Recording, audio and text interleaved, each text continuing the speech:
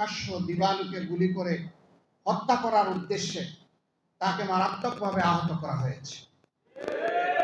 আমরা তার জীবন নিয়ে শঙ্কিত, শুধু শঙ্কিত নই, দারুণভাবে শঙ্কিত।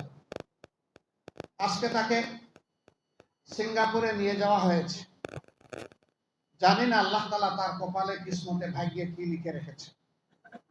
আল্লাহ তাআলার কাছে দোয়া করি, আল্লাহ তো মৃতকেও জীবিত করতে পারেন। তুলিজুল হাইয়্যা মিনাল মাইয়্যিত, আল্লাহ বলেছেন তুখরিজুল হাইয়্যা মিনাল মাইয়্যিত, যে আমি মৌতের ভিতর থেকেও জীবন দিয়ে বের করে আনতে পারি। এবং আল্লাহ তা দুনিয়াবাসীকে বহুবার দেখিয়েছে। আমরা আল্লাহ তাআলার দরবারে বিগলিত চিত্তে দোয়া করি, আল্লাহ তাআলা তার কুদরতের হাত হাদির দিকে সম্প্রসারিত করে তাকে তিনি আবার বিপ্লবী হিসেবে আমাদের কাছে ফিরিয়ে দিন। প্রসঙ্গক্রমে এখানে বলতে হয়, তারপরে এই বেদনাদায়ক কাপুরুষতা,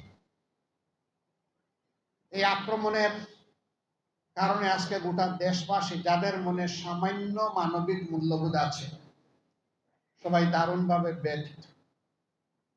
তারা সকলে সমবেদনা জ্ঞাপন করছে।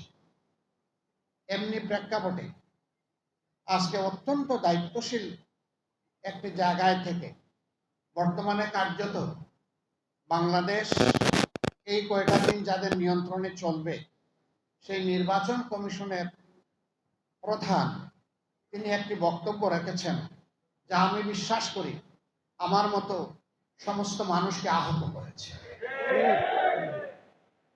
তার উদ্দেশ্য দেখা আমাদের দায়িত্ব নয়, বক্তব্যের বিষয় জাতির সামনে এসেছে, জাতি তার এই বক্তব্যকে মোটেই ভালোভাবে গ্রহণ করে।